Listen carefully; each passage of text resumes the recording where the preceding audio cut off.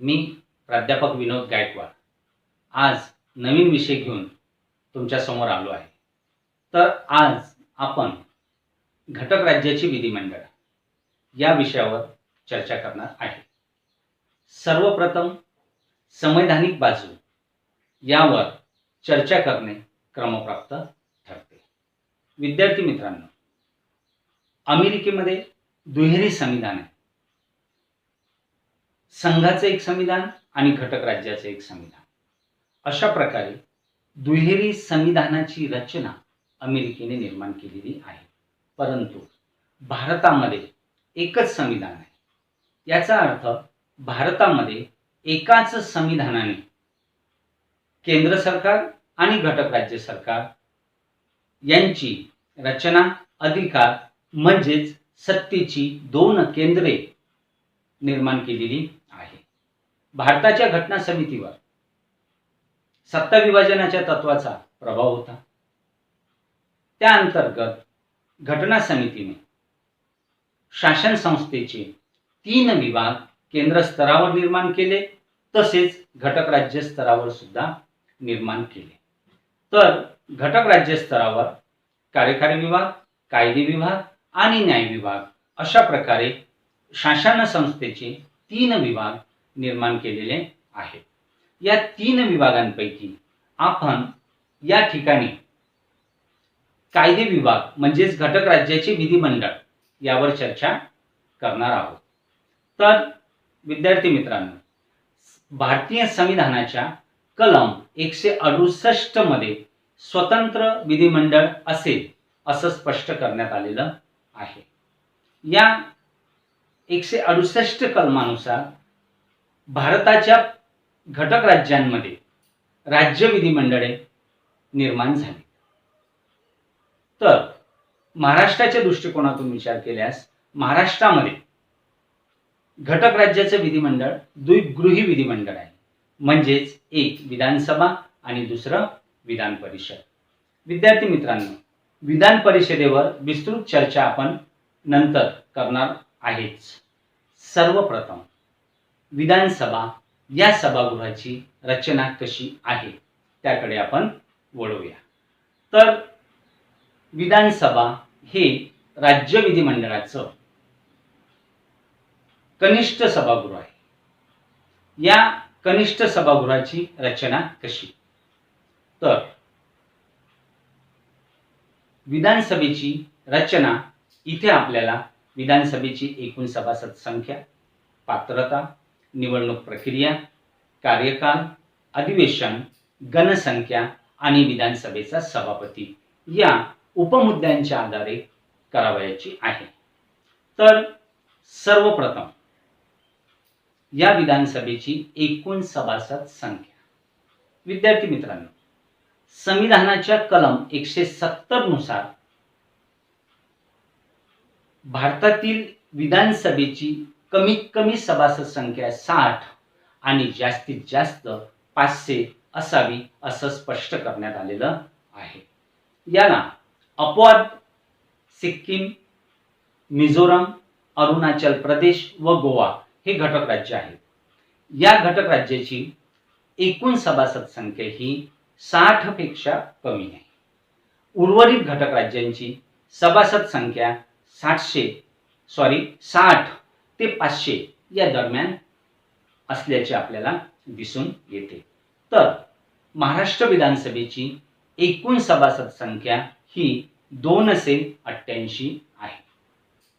तर अशा प्रकारे कमीत कमी 60 आणि जास्तीत जास्त 500 या लोकसंख्येच्या प्रमाणामध्ये विधानसभेची एकूण सभासद संख्या निश्चित केल्याचे आपल्याला दिसून येते। त्यानंतर विधानसभेची पात्रता। विद्यार्थी मित्रांनो, संविधानानुसार विधानसभेची पात्रता निश्चित आहे। पहिली पात्रता, तो भारताचा नागरिक असावा। दुसरी, त्याने वयाची 25 वर्ष पूर्ण केलेली असावी। मी पुन्हा उल्लेख करतो, वयाची 25 वर्ष पूर्ण केलेली असावी। संसदेने वेळोवेळी निश्चित केलेल्या अटी म्हणजे पात्रता विषयक अटी त्याने पूर्ण केलेल्या असाव्यात, तसेच त्या व्यक्तीचे नाव घटक राज्याच्या मतदार यादीत असावे. अशा प्रकारे पात्रता पूर्ण करणारा व्यक्ती हा विधानसभेच्या निवडणुकीसाठी पात्र समजला जातो.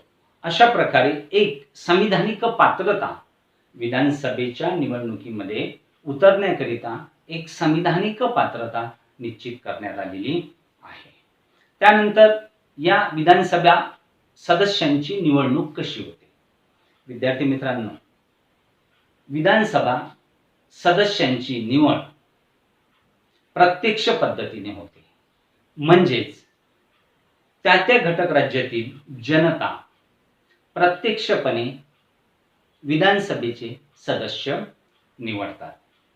यामध्ये साध्या बहुमताच्या तत्वानुसार ही निवडणूक होते. म्हणजे जेवढे एकूण उमेदवार उभे असतील त्यापैकी ज्याला जास्त मते मिळाली तो निवडून येतो. अशा प्रकारे साध्या बहुमताच्या तत्वानुसार विधानसभेची निवडणूक पार पाडली जाते. इथे प्रौढ मताधिकाराचं तत्व लागू आहे. म्हणजे ज्याला वयाची 18 वर्ष पूर्ण झाली आणि त्याचं नाव त्या मतदार यादीमध्ये असेल तर तो मतदानासाठी पात्र समजला जातो. अशा प्रकारे प्रत्यक्ष निर्वाचित सभागृह हे विधानसभा आहे. त्यानंतरचा मुद्दा विधानसभेचा कार्यकाल. विद्यार्थी मित्रांनो, विधानसभेचा कार्यकाल हा 5 वर्ष आहे. प्रश्न हा निर्माण होतो की विधानसभेचं मुदतपूर्व विसर्जन करता येते का? उत्तर आहे होय. विधानसभेचं मुदतपूर्व विसर्जन करण्याचा अधिकार हा राज्यपालाचा आहे. म्हणजेच एखाद्या पक्षाने किंवा आघाडीने विधानसभेमध्ये बहुमत गमावलं असेल तर मुदतपूर्व विसर्जन. त्यानंतर कोणताही पक्ष किंवा आघाडी सरकार बनवण्यासाठी बहुमत जोडत नसेल तर अशा काही विशिष्ट परिस्थितींमध्ये विधानसभेचं विसर्जन केले जाते. तर विद्यार्थी मित्रांनो, विधानसभेचा एकूण कार्यकाल हा 5 वर्षाचा आहे. त्यानंतर अधिवेशन. संविधानामध्ये हे स्पष्ट केलेलं आहे की वर्षातून 2 अधिवेशनं होतील. परंतु महाराष्ट्रामध्ये विधानसभेची 3 अधिवेशने होतात: पावसाळी, हिवाळी आणि उन्हाळी. विशेष म्हणजे एक अधिवेशन नागपूरला होते आणि 2 अधिवेशने हे मुंबईला होते. अशा प्रकारे महाराष्ट्र विधानसभेचे वर्षातून पावसाळी, हिवाळी आणि उन्हाळी असे 3 अधिवेशने होतात. त्यानंतरचा मुद्दा गणसंख्या. विद्यार्थी मित्रांनो, सभागृहाचं कामकाज सुरू होण्याकरिता एकूण सभासद संख्येच्या 1.0 सदस्य उपस्थित असणे आवश्यक आहे. म्हणजेच सभागृहाचं कामकाज सुरू करण्यासाठी 1.0 ही गणसंख्या निश्चित करण्यात आलेली आहे. अशा प्रकारे आपण इथे एकूण सभासद संख्या 288, पात्रता तो भारताचा नागरिक असावा, वयाची 25 वर्ष पूर्ण केलेली असावी. त्यानंतर निवड. तर इथे विधानसभेची निवडणूक प्रत्यक्ष पद्धतीने होते.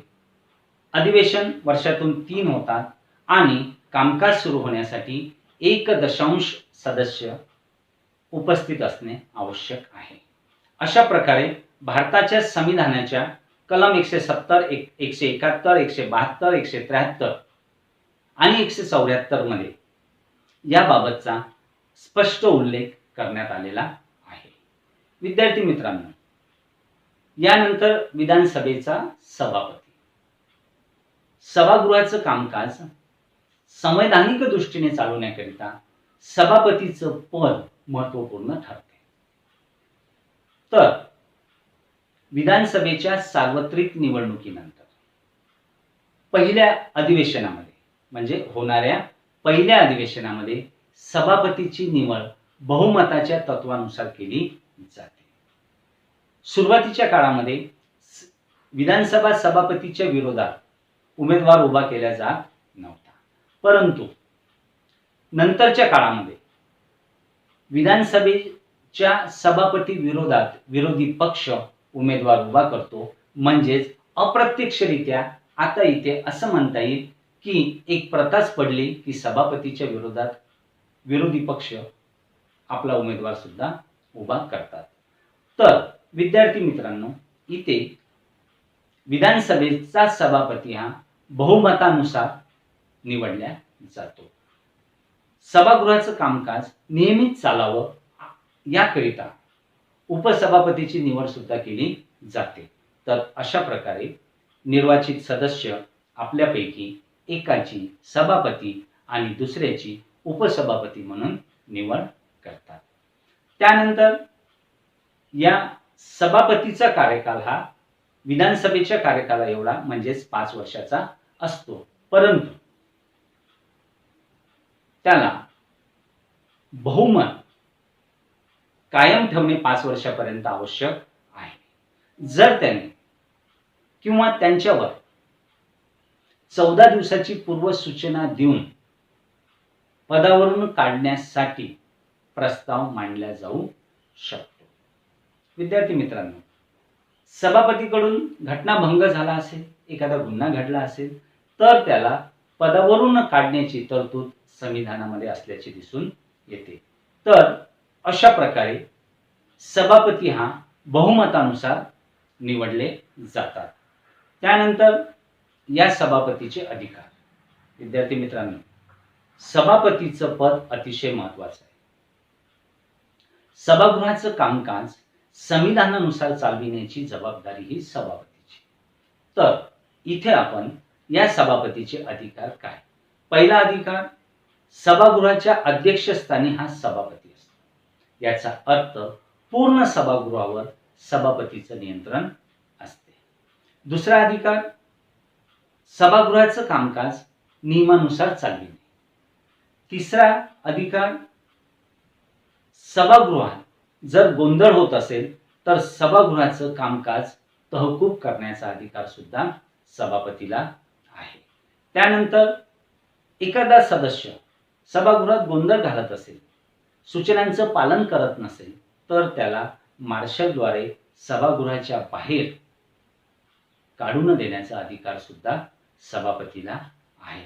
तसेच विधानसभेच्या एका सदस्याचं, काही सदस्याचं काही कारणास्तव निलंबन करण्याचा अधिकार सुद्धा सभापतीला देण्यात आलेला आहे. त्यानंतर विधानसभेच्या सदस्यांच्या विशेषाधिकाराचं रक्षण करण्याची जबाबदारी ही सभापतीची आहे. एखाद्या विधेयकाबाबत समान मते पडल्यास निर्णायक मत देण्याचा अधिकार सुद्धा सभापतीला देण्यात आलेला आहे. तर विद्यार्थी मित्रांनो, अशा प्रकारे अधिकाराचा वापर करून सभापती हा कार्य करतो. संविधानाला हे अपेक्षित आहे की सभापती हा सभापती पदी आल्यानंतर, म्हणजे एखादा व्यक्ती, एखादा विधानसभेचा सदस्य सभापतीपदी आल्यानंतर त्या व्यक्तीने निष्पक्षपणे कार्य केलं पाहिजे. तर अशा प्रकारे महाराष्ट्राच्या विधानसभेची रचना असल्याचे आपल्याला, म्हणजे संविधानिक रचना असल्याचे आपल्याला दिसून येते.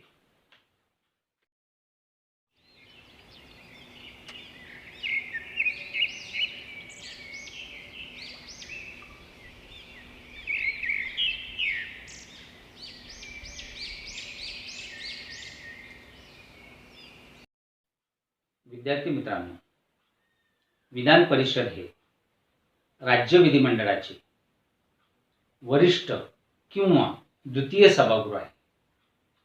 या विधान परिषदेची रचना यावर आपण इथे चर्चा करणार आहोत. विद्यार्थी मित्रांनो, भारतामध्ये सर्वच घटक राज्यांमध्ये विधान परिषद हे सभागृह नाही. तर महाराष्ट्र, कर्नाटक, उत्तर प्रदेश, बिहार, जम्मू काश्मीर आणि आंध्र प्रदेश या घटक राज्यांमध्ये विधान परिषद आहे. आपल्याला सर्वांना माहीतच आहे की कलम 370 रद्द झाल्यानंतर जम्मू काश्मीरचे विभाजन झाले. आंध्र प्रदेशच्या बाबतीत बोलायचं झालं तर 1985 मध्ये तिथल्या विधानसभेने विधान परिषद हे सभागृह रद्द केलं आणि 2007 मध्ये पुन्हा विधान परिषद हे सभागृह निर्माण केलं. तर विधान परिषद हे सभागृह संविधानाच्या कलम 169 नुसार संसद निर्माण करते किंवा रद्द करते, परंतु संसदेला स्वतः हे करण्याचा अधिकार नाही. तर विधानसभेच्या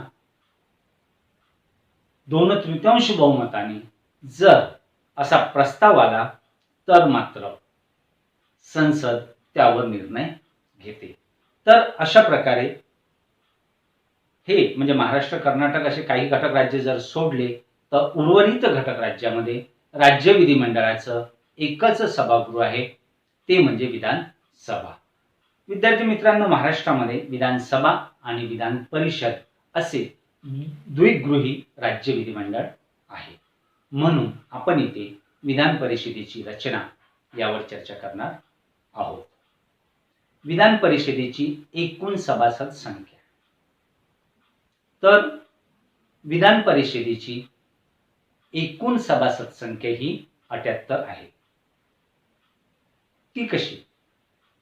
संविधानाच्या कलम 171 नुसार विधान परिषदेची एकूण सभासद संख्या ही कमीत कमी 40 आणि जास्तीत जास्त 100 असावी असं स्पष्ट करण्यात आलेलं आहे. तर इथे आपल्याला असं म्हणता येईल की विधानसभेची एकूण सभासद संख्या जी असते ती म्हणजे त्यापेक्षा 1/3 पेक्षा जास्त विधान परिषदेची नसावी. तर अशा प्रकारे महाराष्ट्र विधान परिषदेची एकूण सभासद संख्या ही 78 आहे. दुसरा मुद्दा, विधान परिषदेची पात्रता. तर विद्यार्थी मित्रांनो, पहिली पात्रता तो भारताचा नागरिक असावा. दुसरी पात्रता त्यांनी वयाची 30 वर्ष पूर्ण केलेली असावी. तिसरी पात्रता संसदेने वेळोवेळी निश्चित केलेल्या अटी त्याने पूर्ण केलेल्या असाव्यात आणि तो ज्या घटक राज्याचं प्रतिनिधित्व करू इच्छितो त्या घटक राज्याच्या मतदार यादीमध्ये त्याचं नाव असावे. आपण जर विधानसभा आणि विधान परिषद याची तुलना केली तर एक गोष्ट लक्षात येते, विधानसभेसाठी वयोमर्यादा 25 वर्ष आहे आणि विधान परिषदेसाठी वयोमर्यादा 30 वर्ष आहे. उर्वरित पात्रता सारख्याच आहे. विद्यार्थी मित्रांनो, जशी पात्रता निश्चित झालेली आहे तशीच अपात्रता ही निश्चित झालेली आहे. तर विधान परिषदेच्या सदस्याची अपात्रता न्यायसंस्थेनुसार तो वेडा, दिवाळखोर, पागल नसावा. दुसरी अपात्रता अशी आहे की त्याने 6 वर्षापेक्षा जास्त शिक्षा भोगलेली नसावी आणि पक्षांतर कायद्यानुसार त्या व्यक्तीवर कारवाई झालेली नसावी. तर अशा प्रकारे विधानसभा आणि विधान परिषद या दोन्ही सभागृहाची अपात्रता सारखीच आहे. त्यानंतर रचनेतील तिसरा मुद्दा म्हणजे निवडणूक प्रक्रिया. विद्यार्थी मित्रांनो, इथे एक सर्वात महत्त्वाची गोष्ट लक्षात घ्या.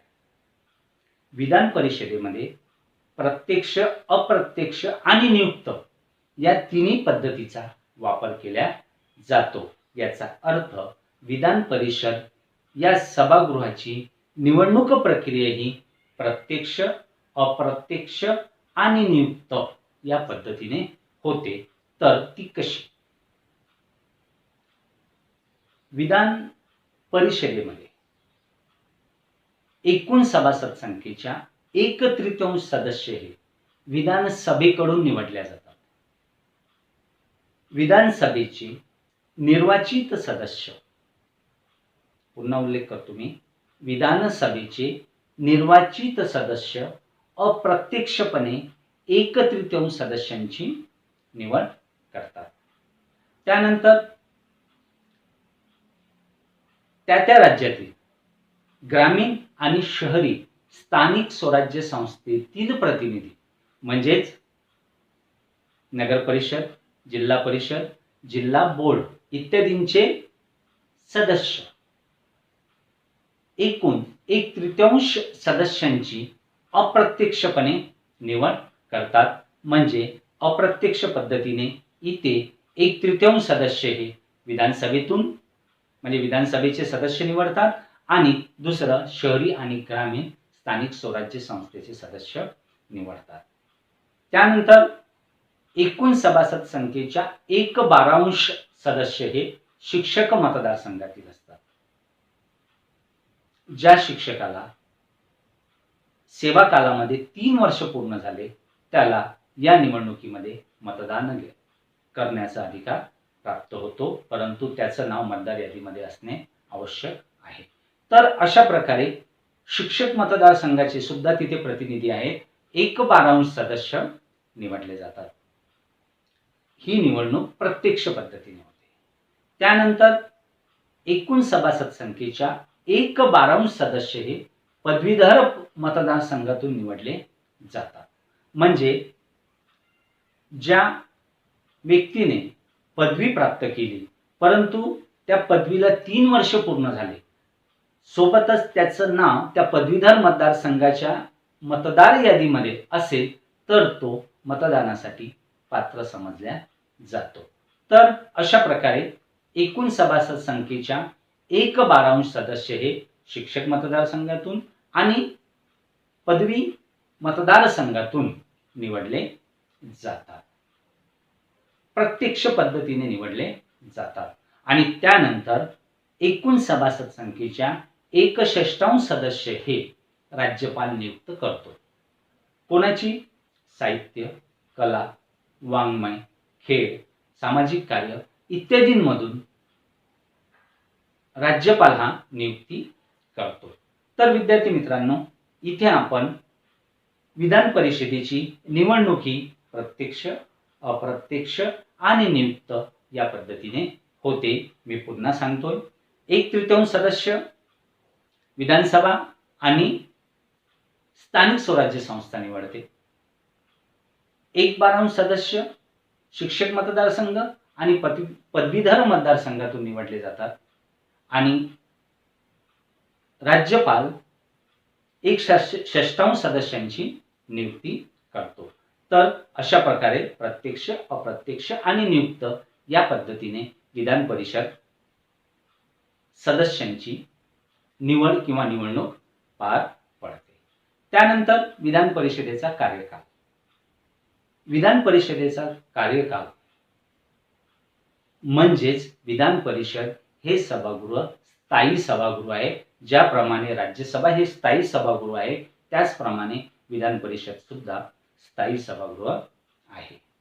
तर दर 2 वर्षांनी 1/3 सदस्य निवृत्त होतात, त्यांच्या जागेवर नवीन सदस्य निवडले जातात. याचा अर्थ विधान परिषदेच्या सदस्याचा कार्यकाल हा 6 वर्षाचा आहे आणि विधान परिषद हे स्थायी सभागृह आहे. त्यानंतर विधान परिषदेचे अधिवेशन.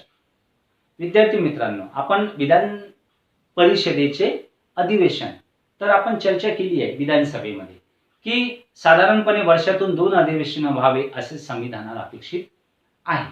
परंतु विधानसभा आणि विधान परिषद या दोन्ही सभागृहाचे वर्षातून 3 अधिवेशने होतात.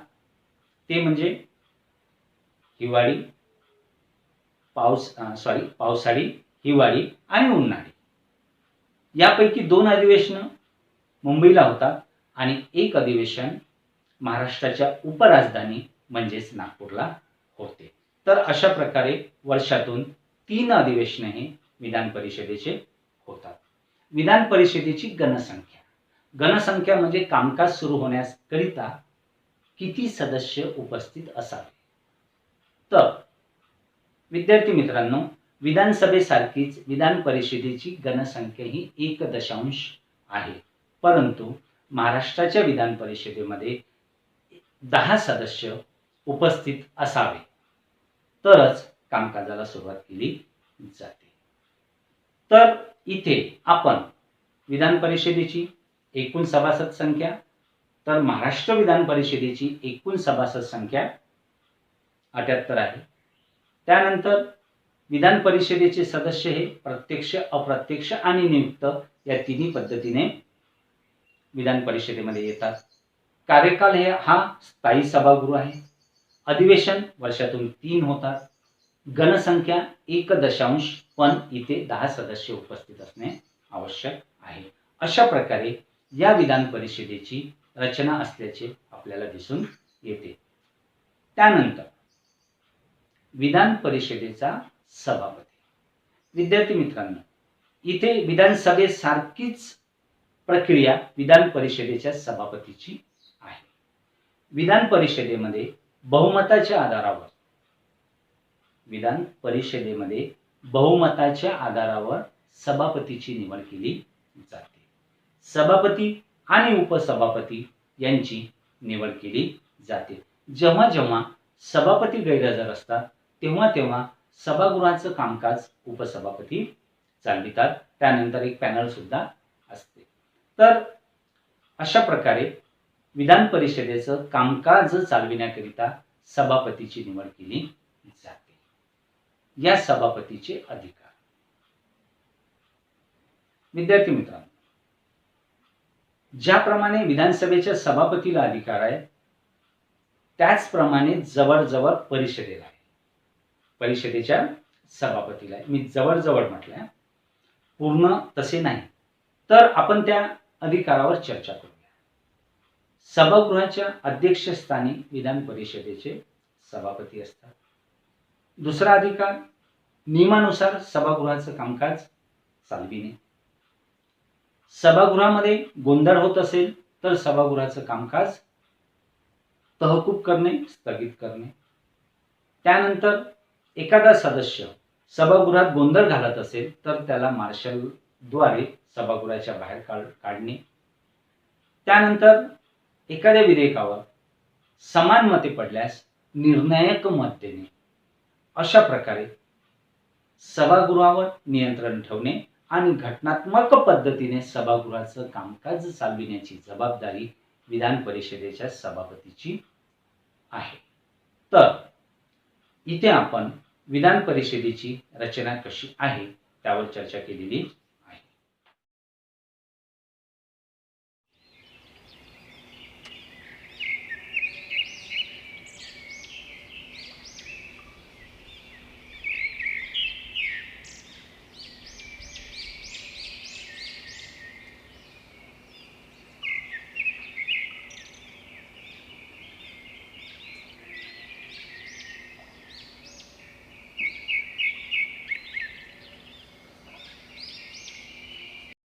विद्यार्थी मित्रांनो, आता आपण राज्य विधिमंडळाच्या म्हणजेच विधानसभा व विधान परिषदेच्या अधिकारांबाबत एकत्रित चर्चा करणार आहोत. तर राज्य विधिमंडळाचे अधिकार. भारताच्या संविधानाने राज्य विधिमंडळाचे आणि केंद्रीय विधिमंडळाची म्हणजे संसदेच्या अधिकाराची वाटणी केलेली आहे. भारताने संसदीय शासन प्रणालीचा स्वीकार केला आहे. म्हणजेच ज्याप्रमाणे लोकसभेला अधिकार आहेत त्याचप्रमाणे घटक राज्याच्या संदर्भामध्ये विधानसभेला अधिकार आहे आणि ज्याप्रमाणे राज्यसभेला अधिकार आहेत त्याचप्रमाणे विधान परिषदेला अधिकार आहेत असं आपल्याला म्हणता येईल. तर इथे आपण राज्य विधिमंडळाचा म्हणजेच विधानसभा व विधान परिषदेचा शासन विषयक अधिकार यावर चर्चा करूया. शासन. विधिमंडळ शासन कसं करते? आपल्या इथे सत्ता विभाजनाच्या तत्वानुसार शासन संस्थेच्या 3 विभागांचं एकमेकावर संतुलित नियंत्रण आहे. म्हणजेच विधिमंडळाला मंत्रिमंडळावर, कार्यकारी विभागावर नियंत्रण ठेवण्याचा अधिकार आहे. तर विधिमंडळ प्रश्नोत्तराचा तास, लक्षवेधी सूचना, स्थगन प्रस्ताव आणि अविश्वासाचा प्रस्ताव या साधनांचा वापर करून कार्यपालिकेवर नियंत्रण ठेवते. पहिला मुद्दा, प्रश्न उत्तराचा तास. अधिवेशनाच्या काळामध्ये प्रश्न उत्तराचा तास असतो. या तासामध्ये विधिमंडळाचे सदस्य मंत्र्यांना प्रश्न, उपप्रश्न विचारतात आणि मंत्रिमंडळावर नियंत्रण ठेवतात. दुसरा मुद्दा, लक्षवेधी सूचना मांडणे. जनहिताच्या दृष्टीने एखादी आकस्मिक घटना घडली असेल आणि त्या घटनेवर सभागृहात चर्चा व्हावी असं विधिमंडळाच्या सदस्यांना वाटत असेल तर सभागृहामध्ये लक्षवेधी सूचना मांडता येते. ही सूचना 10 दिवस अगोदर पूर्व सूचना देऊन मांडावी लागते. अशा प्रकारे विधिमंडळाच्या सदस्यांना लक्षवेधी सूचना मांडता येते. त्यानंतर शासनाचा तिसरा मुद्दा म्हणजेच स्थगन प्रस्ताव. विद्यार्थी मित्रांनो, अधिवेशन काळामध्ये सभागृहाचं कामकाज निश्चित असते. कोणत्या विषयावर पटलावर चर्चा होणार आहे हे सभापतीकडून निश्चित केल्या जाते. जनहिताच्या दृष्टिकोनातून उदाहरणार्थ भूकंप आला असेल, महिलांवर अत्याचार झाला असेल, एखादा मोठा अपघात झाला असेल तर या आकस्मिक घडलेल्या घटनेवर सभागृहात चर्चा व्हावी असं जर विधिमंडळाच्या सदस्याला वाटत असेल तर विधिमंडळाचे सदस्य सभागृहामध्ये स्थगन प्रस्ताव मांडू शकतात. हा स्थगन प्रस्ताव मांडल्यानंतर त्याची तीव्रता किती आहे हे पाहून विधानसभेचे सभापती किंवा सभागृहाचे सभापती ते स्वीकारतात. स्वीकारल्यानंतर विधिमंडळाच्या 50 सदस्यांनी जर त्याला मान्यता दिली तर सभागृहामध्ये त्या प्रस्तावावर चर्चा केली जाते. यावेळी विधिमंडळाचे सदस्य मंत्रिमंडळावर प्रश्नांचा भडीमार करतात, म्हणजेच सरकारला कोंडीत पकडतात. अशा प्रकारे संसदीय आयुध म्हणून स्थगन प्रस्तावाचा इथे उल्लेख आपल्याला करता येतो. त्यानंतर अविश्वास प्रस्ताव. विद्यार्थी मित्रांनो, एक गोष्ट प्रामुख्याने इथे लक्षात ठेवा, अविश्वास प्रस्ताव मांडण्याचा अधिकार फक्त विधानसभेला आहे. हा अधिकार विधान परिषदेला नाही, कारण लोकनिर्वाचित सभागृहातूनच सरकार बनत असल्यामुळे सरकारवर नियंत्रण ठेवण्याचा अधिकार हा लोकनिर्वाचित सभागृहालाच असतो. म्हणून सरकारवर अविश्वास प्रस्ताव मांडण्याचा अधिकार हा फक्त विधानसभेला आहे. जर अविश्वास प्रस्ताव बहुमताने पारित झाला तर सरकारला राजीनामा द्यावा लागतो. अशा प्रकारे विधिमंडळाचे सदस्य प्रश्नोत्तराचा तास, लक्षवेधी सूचना, स्थगन प्रस्ताव आणि अविश्वासाचा प्रस्ताव या साधनांचा वापर करून सरकारवर पर्यायाने कार्यपालिकेवर नियंत्रण ठेवतात. हा झाला राज्य विधिमंडळाचा म्हणजे दोन्ही सभागृहाचा शासनविषयक अधिकार. त्यानंतर दुसरा अधिकार विधिविषयक अधिकार. विधी म्हणजे कायदा. कायदा निर्मितीच्या प्रक्रियेमध्ये घटक राज्याची भूमिका काय? तर विद्यार्थी मित्रांनो, केंद्र सूची, राज्य सूची, समवर्ती सूची आणि शेषाधिकार अशा प्रकारे विषयाची वाटणी भारताच्या संविधानाने केलेली आहे. केंद्र सूची संदर्भात कायदा करण्याचा अधिकार केंद्र सरकारला आहे, त्यामध्ये 97 विषय आहेत. राज्य सूची संदर्भात कायदा करण्याचा अधिकार राज्य सरकारांना आहे, त्यामध्ये 66 विषय आहेत. समवर्ती सूचीमध्ये 47 विषय आहेत.